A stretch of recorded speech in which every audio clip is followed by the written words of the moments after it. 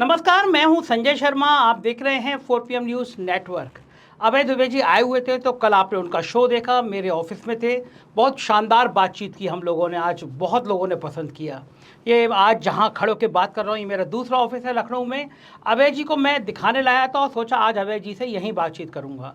अभय जी की बातचीत बहुत पसंद आती है। टीवी चैनल पर आप जब उनको बोलते हुए देखते हैं तो मानते होंगे उस शो में सिर्फ हीरो कोई होता है तो अभय जी होते हैं।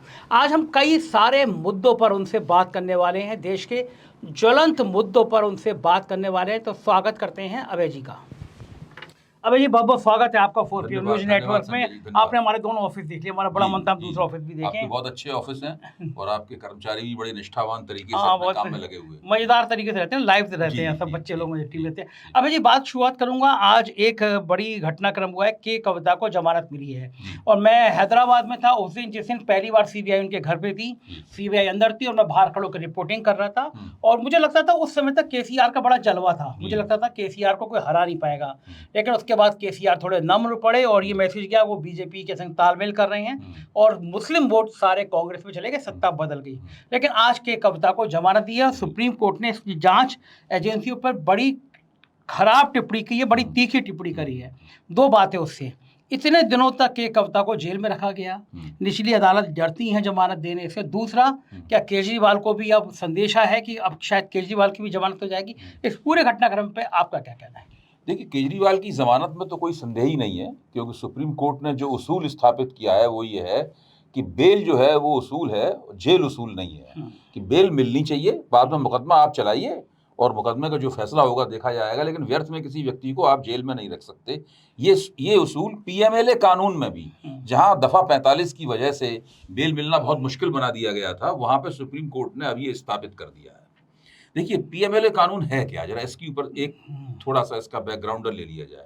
88 में 1988 में या 80 के दशक में जब सारी दुनिया में बड़े-बड़े ड्रग कार्टेल्स, नशे की तिजारत करने वाले, सारी दुनिया में उन्होंने अपना असर फैला दिया। वो बहुत बड़े पैमाने पर रुपया क एक-एक ट्रक भर के रुपया कमाते थे, फिर उस रुपए की मनी लॉन्ड्रिंग होती थी। उस मनी लॉन्ड्रिंग को फिर हथियारों की तिजारत में खर्च किया जाता था और भी दूसरे गलत कामों में खर्च किया जाता था। तो उसके लिए अमेरिका के नेतृत्व में यूनाइटेड नेशंस में एक प्रस्ताव पास हुआ, एक संधि हुई जिस पे सारे देशों ने उस पे दस्तखत किए, भारत ने भी दस्तखत किए और उन तमाम सरकारें प्रतिबद्ध हो गईं कि वो मनी लॉन्ड्रिंग के खिलाफ कड़े कानून बनाएँगी। इसलिए पीएमएलए कानून बना। इसका जो क्लॉज़ 45 था, धारा 45 थी, उसमें ज़मानत मिलना बहुत मुश्किल था। सुप्रीम कोर्ट में जब इसको ले जाया गया तो 2018 में सुप्रीम कोर्ट ने इसको गैर संवैधानिक घोषित कर दिया।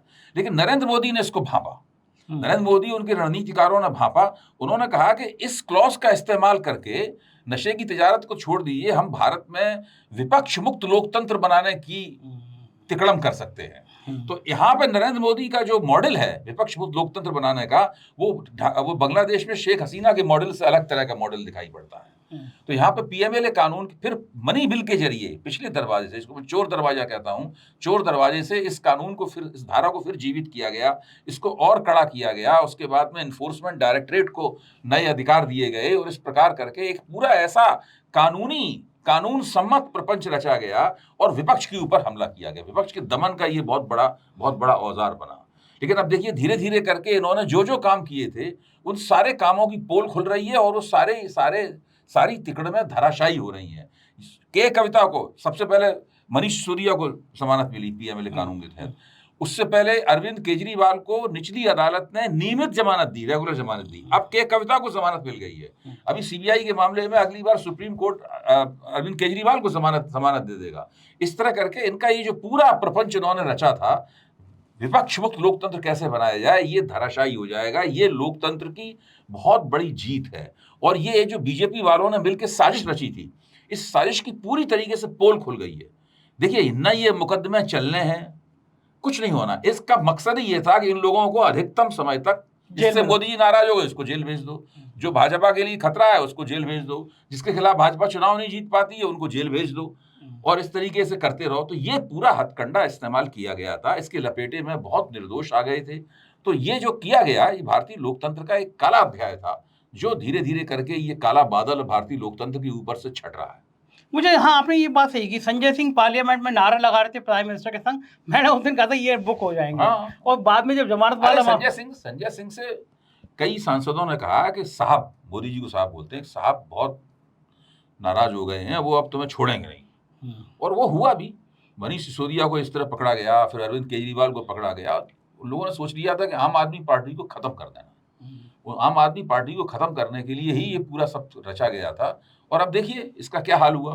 क्योंकि लोकतंत्र में ठीक है, आपके हथकंडे कुछ दिन तक चल जाते हैं, लेकिन अंततः अगर लोकतंत्र में जीवनी शक्ति है तो जनता हस्तक्षेप करती है, वो लोकतंत्र में संशोधन करती है। जो 4 जून का नतीजा है लोकसभा का, वो लोकतंत्र में किया गया एक छोटा सा संशोधन है। इस छोटे संशोधन का ही नतीजा क्या निकला, इसका अंदाजा आप लगा सकते हैं। नहीं, इसका अंदाजा तो ये लग रहा कि खड़गे जी ने ट्वीट किया कि ये सरकार तो बैकफुट सरकार हो गई है।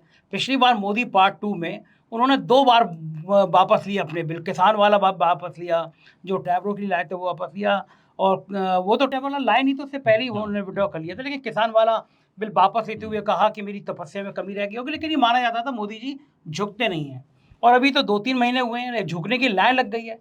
खड़गे ये सारे के सारे प्रचार हैं कि मोदी झुकते नहीं है, उनका सीना 56 इंच चौड़ा है और बहुत ही वो शेर की तरह चलते हैं, उनकी तबीयत नहीं खराब रहती है, वो जबरदस्त रूप से ही इज वेरी फिट। मतलब इस टाइप का। मोदी जब प्रधानमंत्री बने थे तो जो उनके समर्थक पत्रकार थे वो हमेशा निजी बातचीत में कहते no no he is very fit. जैसे कि उनको खास तौर से मोदी जी के अंदर घुस के उन्होंने पता लगा लिया हो कि उनका स्वास्थ्य कैसा है, उनका दिल कैसा फंक्शन कर रहा है। देखिए ये सब प्रचार के जरिए रचा गया यथार्थ है, जो कि खोखला होता है। ये पोली जमीन पर खड़ा होता है, इसके पास पैर नहीं होते हैं, इसलिए जरा सा भी धक्का लगता है, ये जो नकली यथार्थ है ये गिर पड़ता है। आज हालत क्या है? आज हालत ये है कि मोदी जी सहारा देकर कार से उतारे जाते हैं। जब कार कहीं रुकती है तो फौरन ही मतलब वो एक अपने सुरक्षा कर्मी की बांह पकड़ के करते हैं। अब उनमें न वैसा कोई जोश दिखता है, न चेहरे पे वैसी चमक है, मुस्कुराहट भी खिसियानी है। ये सब पूरा हम सब लोग आंखों से देख सकते हैं। उनकी जो देह भाषा है, उनकी जो बॉडी लैंग्वेज है, वो पूरी तरीके से बदल चुकी है, केवल इसलिए कि उनकी 63 सीटें कम हो गई। बहुत आप इससे अंदाज लगाइए। हालत यह है कि जिन 2 पार्टियों पर ये निर्भर है, उनके पास मिला के 28 सीटें हैं। उनका आचरण ये है कि जैसे उनके पास 280 सीटें हों। हाँ, ऐसी इतने हम इतने पावरफुल हैं। तो अब ये रोल बैक सरकार बन गई है। खड़गे साहब ने बिल्कुल ठीक कहा, ये रोल बैक सरकार बन गई है और रिकॉर्ड बनाएगी रोल बैक का। ये मैं आपको बता रहा हूँ, और कदम कदम पर रोल बैक करेंगे। क्यों? एक तो उसकी वजह है, इनको गठजोड़ सरकार चलाना नहीं आती है। हाँ, कभी गठजोड़ सरकार चलाई है नहीं। अटल जी गठजोड़ सरकार चलाना जानते थे, बात किया करते थे, संवाद किया करते थे, वो चलाना जानते थे। वो एनडीए को ठीक से जीवित रखते थे और एनडीए के किसी गैर भाजपा जो सहयोगी दल था, उसके नेता को एनडीए का चेयरमैन या संयोजक बनाते थे। भाई शरद यादव एनडीए के संयोजक रहे हैं, जॉर्ज फर्नांडिस एनडीए के संयोजक रहे हैं, एक जमाने में चंद्रबाबू नायडू, मतलब वो ये उनको बनाते थे। यहाँ तो एनडीए का कोई अस्तित्व ही नहीं है। हाँ, एनडीए का केवल कागज पे अस्तित्व है। एनडीए की जब मीटिंगें होती थी चुनाव से पहले, तो सब लोग बैठे रहते थे, बीजेपी की मीटिंग हो रही है, मोदी जी भाषण देते थे, बात खत्म हो जाती थी। बिल्कुल ठीक बात है। हाँ, तो दरअसल इनको गठजोड़ सरकार चलाना नहीं आता। ये मैंने पहले भी कहा था कि इन लोगों को गठजोड़ सरकार चलाने का कोई अनुभव नहीं है और वैसा मन भी नहीं है, सीखने की इच्छा भी नहीं है कोई। देखिए अमित शाह और नरेंद्र मोदी एक ही तरीके से राजनीति करना जानते हैं। इनके पास कोई प्लान बी नहीं है। अगर इनका प्लान ए फेल हो गया तो ये उत्तरोत्तर फेल होते चले जाएंगे, और वही हो रहा है। प्लान ए मतलब कि विपक्ष को डराओ। हाँ, प्लान ए ये है कि डींगे मारो। प्लान ए क्या है? मोदी जी के भीषण भाषण और अमित शाह का प्रबंधन, बाकी किसी चीज से कोई मतलब नहीं। चाणक्य हैं अमित शाह। और प्रचार तंत्र जो उनके लघुए भगुए, जिसको गोदी मीडिया कहा जाता है, रवीश ने बहुत अच्छा नाम दिया है। आप इसको सरकारी मीडिया भी कह सकते हैं या जो चाहे नाम दे सकते हैं। ये सब लोग मिलके एक तरह का घटाटोप रचते रहते हैं, एक तरह का बबल बनाते, एक तरह का बुलबुला बनाते रहते हैं। और ये सब लोग उस बुलबुले के अंदर रहते रहते उसी बुलबुले को देश का सामाजिक और राजनीतिक यथार्थ समझने लगे थे। वोटरों ने एक झटका दिया, वो बुलबुला फट चुका। अब क्या लगता है आपको कि विपक्ष जो है, अगर मान लीजिए केजरीवाल बाहर निकल आते हैं, अगले साल दिल्ली में चुनाव हैं, आम आदमी पार्टी क्या खत्म हो गई है इन सब हथकंडों से, या आम आदमी पार्टी फिर उतनी ताकत के साथ खड़ी हो जाएगी? देखिए, जब सुप्रीम कोर्ट की संविधान बेंच ने जो फैसला दिया, वो एक तरह से आम आदमी पार्टी को सशक्त करने वाला था, और जो राज्यपालों के जरिए, उपराज्यपालों के जरिए जो लोकतंत्र की हत्या कराई जाती है, उसको खत्म करने वाला था। वो मोदी सरकार के लिए बहुत झटका था। दिल्ली के उपराज्यपाल घर में बैठ गए थे चुपचाप उस फैसले के बाद।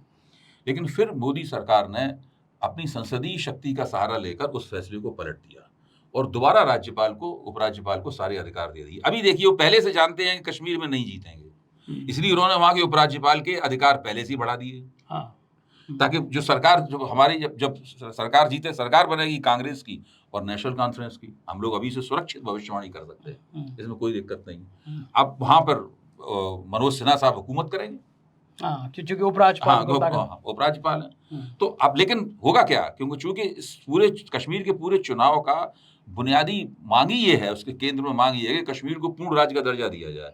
तो चुनाव के बाद भी ये मांग जारी रहेगी, और भी बात अगर नहीं देंगे तो सभी राजनीतिक शक्तियों के नेतृत्व में वहाँ एक बड़ा सा आंदोलन, अभी तक आजादी के पक्ष, आजादी के नारे के साथ आंदोलन होता था, पूर्ण राज्य के दर्जे के लिए आंदोलन होगा, और इन्हें देना पड़ेगा। उस आंदोलन से इनकी सारे देश दुनिया में इनकी बदनामी होगी, और इनको दर्जा देना पड़ेगा उसमें, और एक बार दर्जा मिल गया तो मनोज सिन्हा साहब का रुतबा खत्म। हाँ, सही बात है। मनोज सिन्हा तो वैसे भी नामी गिरामी है। उत्तर प्रदेश में एक ठग बंद हुआ था, हमने पहले भी जिक्र किया, और ठग से उन्होंने रुपए ले रखे थे। लेकिन एक बात तो बताइए कि कश्मीर में जो चुनाव के नतीजे हैं, आपने कहा सुरक्षित भविष्यवाणी कर सकते हैं।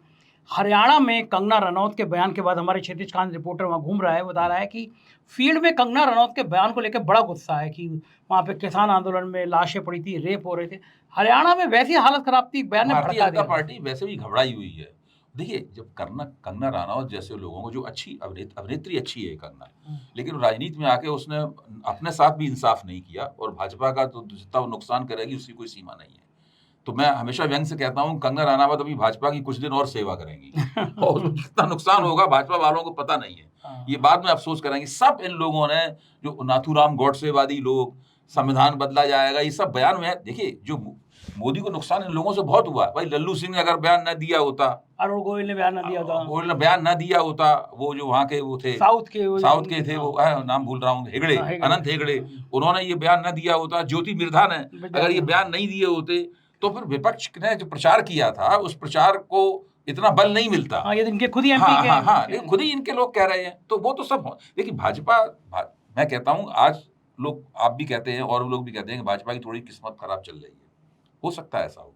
मेरा मानना है कि पिछले 10 साल में आपने जो सरकार चलाई, उस सरकार चलाई, उसी के उस सरकार के चेहरे पे ही जो मौजूदा दुर्गति हो रही है उसकी इबारत लिखी हुई है। सही बात है, नुकसान उसकी वजह से हो रहा है, और वो संचित परिणाम बहुत ज्यादा, अभी नुकसान बहुत दिन चलेगा ये।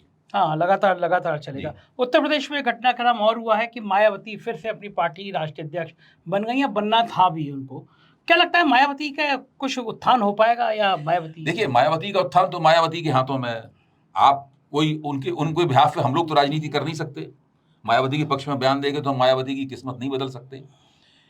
लेकिन जो भारतीय जनता पार्टी के समर्थक सोशल मीडिया के मंच हैं और दूसरे लोग हैं, वो ये प्रचार इस वक्त करने में लगे हुए हैं, शुरू कर दिया है उन्होंने प्रचार। मैं समझता हूँ ये एक तरह की स्पिन डॉक्टरी है, तिकड़म है, कि मायावती और अखिलेश नजदीक आ रहे हैं। हाँ, ये प्रचार ये इस तरह का प्रचार भाजपा के समर्थक पत्रकार भी कर रहे हैं, आपकी निगाह पड़ी होगी। तो इसके पीछे ये भी कारण है कि अगर कोई नजदीकी संभव है तो वो ना हो। मुझे तो नहीं लगता कि सामने लोकसभा चुनाव है, नहीं विधानसभा चुनाव है। विधानसभा चुनाव में ऐसा कोई सिनारियो नहीं बन सकता कि ये दोनों पार्टियां एकजुट हों। और दूसरे, मायावती को अखिलेश के नजदीक आने के लिए इंडिया गठबंधन में आना पड़ेगा, क्योंकि अखिलेश जी का अब एक राष्ट्रीय परिप्रेक्ष्य है। अखिलेश की राजनीति का परिप्रेक्ष्य केवल राज्य तक सीमित नहीं है। उनका एक राष्ट्रीय परिप्रेक्ष्य है। उनका कांग्रेस के साथ में एक ऐसा समझौता है जिसके साथ उन्होंने एक जबरदस्त चुनावी जीत हासिल की है। तो इस समझौते अगर आना है तो उन्हें इंडिया गठबंधन में आना होगा। इंडिया गठबंधन में आने के बाद में फिर उत्तर प्रदेश में एक तरफा बहुत ही शक्तिशाली किस्म का गठजोड़ बनाना होगा। वो एक दूसरी बात है जो मुझे अभी फिलहाल संभव नहीं लग रही। अब मायावती अगर वापसी चाहती है राजनीति में, तो उन्हें भाजपा के प्रति उनको मन में जो डर है, उस डर को छोड़कर गंभीरता पूर्वक राजनीति अपनी करनी होगी और भाजपा विरोधी राजनीति करनी होगी। जब वो भाजपा विरोधी राजनीति करेंगी, तब कहीं जाकर उनको उनके जनाधार में ही तो कुछ ब्राउनी पॉइंट मिलने शुरू होंगे, तब उनको लाभ होना शुरू होगा। अभी उन्हें राजनीति में वापसी करने में थोड़ा समय लगेगा। लेकिन कैसे कर पाएंगे? गली गली मोहल्ले में तो ये बात है कि बीजेपी की बी टीम है वो। उन्हें ये छवि बदलनी पड़ेगी ना अपनी। उन्हें ये बताना पड़ेगा कि वो बीजेपी के साथ जद्दोजहद कर रही है, वो उनकी बी टीम नहीं है।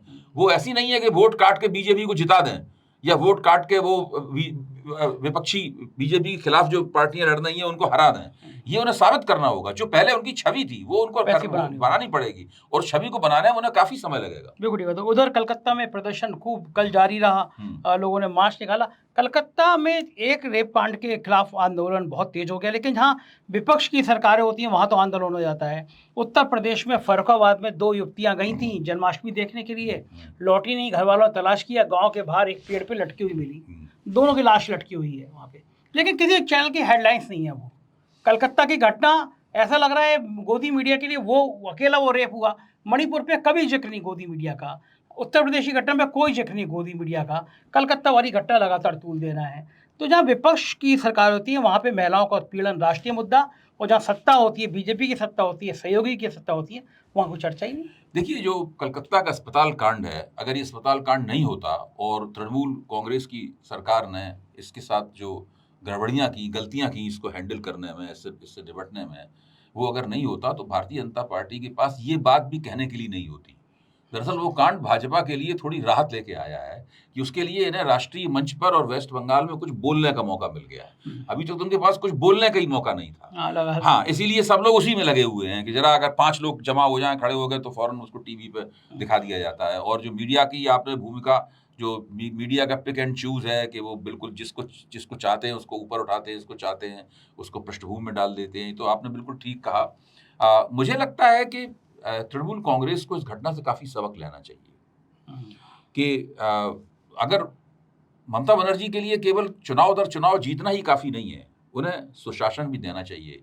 इस बात को मैं बार बार कहता हूँ, क्योंकि वहाँ के लिए जो अस्पताल में जिस तरह से डॉक्टरों की सुरक्षा का कोई व्यवस्था नहीं थी, और जो वहाँ के जो वो घोष, संदीप घोष हैं, जिनको बार बार आरोपों के बावजूद उनको पदोन्नत किया गया और अच्छे पदों पर बैठाया गया, वो सारी घटनाएं जो हैं वो ममता बनर्जी की सरकार को बहुत चमकदार रोशनी में उसको चित्रित नहीं करती। ठीक बात है, ये उन्हें नहीं करना चाहिए और काफी सबक लेना चाहिए। अगर अभी बहुत उनके पास समय है, नुकसान तो उनको हो ही रहा है, लेकिन वो रिकवरी कर सकती हैं। अबे जी, मजेदार बात हुई, हमारे 60 लाख सब्सक्राइबर पूरे होने पे आप भी उस कार्यक्रम में उपस्थित थे।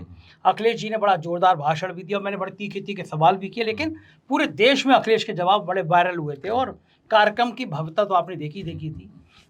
इतना मजा आया, कार्यक्रम को हफ्ता भर नहीं बीता, भारत सरकार के इंफॉर्मेशन डिपार्टमेंट ने, इंफॉर्मेशन आईबी डिपार्टमेंट ने यूट्यूब को हमारे कुछ वीडियो का हवाला देखते हुए कहा कि चैनल पे ये वीडियो गलत हैं और हटा दिया जाए, चैनल बंद कर दिया जाए। मतलब हमसे कुछ भी अगर संदेह है तो हमसे सवाल पूछो ना, हम उसके प्रमाण देते हैं कि क्या चीज़ है। लेकिन सीधे सूचना प्रसारण मंत्रालय ने यूट्यूब को लिखा कि हमारे चैनल पे तलवार चला दी जाए। क्या लगता है ब्रॉडकास्ट बिल नहीं ला पाए हैं तो इस तरह चैनल बंद कराएंगे? देखिए, ब्रॉडकास्ट बिल तो अभी उन्होंने स्टेक होल्डर्स को दिया था। स्टेक होल्डर्स ने जब उसके ऊपर कहा कि बिल आपका ठीक नहीं है, इससे आप और ज़्यादा उलझनों में फंस जाएंगे, तो उन्होंने उसको वापस ले लिया। इसका मतलब ये नहीं है कि उन्होंने ये योजना छोड़ दी है। मेरा मानना ये है कि ये सरकार यूट्यूब चैनलों पर जो उनकी आलोचना होती है और जो सही आलोचना होती है, उसकी वजह से हमारा लोकतंत्र समृद्ध भी हुआ है और चुनाव पर भी इसका असर पड़ा है, उसको किस तरीके से उस पर ताले मारे जाएं, किस तरीके से उस आवाज़ को दबाया जाए, इसकी किसी व्यापक योजना पर काम कर रही है।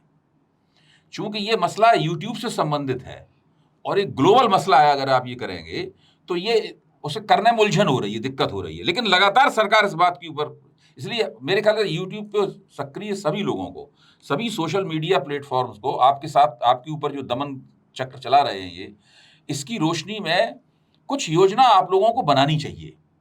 मुझे लगता है केवल इसी सवाल के ऊपर तमाम यूट्यूबर्स की एकता होनी चाहिए, उनका कोई संगठन बनना चाहिए। वो संगठन अपना एक प्रतिवेदन तैयार करे और वो विपक्षी पार्टियों को प्रतिवेदन दे और राष्ट्रपति को भी जाकर प्रतिवेदन दे, चुनाव आयोग को प्रतिवेदन दे, राष्ट्रपति को प्रतिवेदन दे कि ये हो रहा है हमारे खिलाफ, आप हमारी रक्षा कीजिए। अगर आप लोकतंत्र के प्रति चिंतित हैं तो सरकार ये जो करने जा रही, तो ये सब करने से एक आंदोलनकारी जमीन बनेगी और सरकार ये करने से और भी ज्यादा बाज आएगी। राज्य सरकारें हैं जो विपक्ष की, उनको भी इसमें शामिल किया जाए।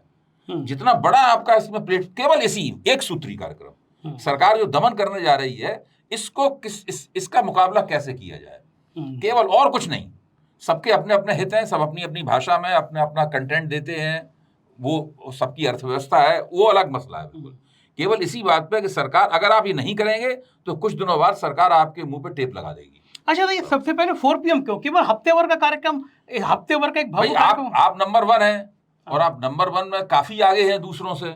आपके 60 लाख से ऊपर आपके सब्सक्राइबर्स हैं और जो व्यूअरशिप है वो करोड़ों में है और निरंतर बढ़ रहे हैं। ऐसा बात भी नहीं कि चुनाव के वक्त जो उछाल आया था उछाल वो गिर गया हो, ऐसा नहीं है। तो जब आपके ऊपर अटैक करेंगे, आपका मुंह बंद कर देंगे, तो वो एक नमूना होगा दूसरों को डराने का। तो अटैक सबसे ज्यादा आपके ऊपर होगा। इसीलिए आपको इस जो पेशबंदी में, इसमें नेतृत्वकारी भूमिका भी आपको ही निभानी पड़ेगी। सबसे बात आपको ही सबको पत्र डालिए, निजी तौर पे बातचीत कीजिए, सबको एक मंच पे लाइए। मेरी जरूरत हो तो मैं भी उसमें भाग लेने के लिए हाजिर हूं। सबको इसमें आना चाहिए। अगर नहीं आएंगे तो ये जो बहुत बड़ा एक लोकतंत्र का एक प्लेटफॉर्म बना है यूट्यूबर का, ये गड़बड़ा जाएगा। सरकार इसको तोड़ देगी। बिल्कुल ठीक बात है। बहुत बहुत शुक्रिया अभय जी, आपने बातचीत की, धन्यवाद, थैंक यू। तो ये थे अभय दुबे जी और देश के विभिन्न मुद्दों पर हम लोगों ने बेबाक बातचीत की। मुझको यकीन है ये बातचीत आपको पसंद आई होगी। अपनी राय से अवगत कराइएगा, चैनल को ज्वाइन और सब्सक्राइब जरूर करिएगा। शुक्रिया।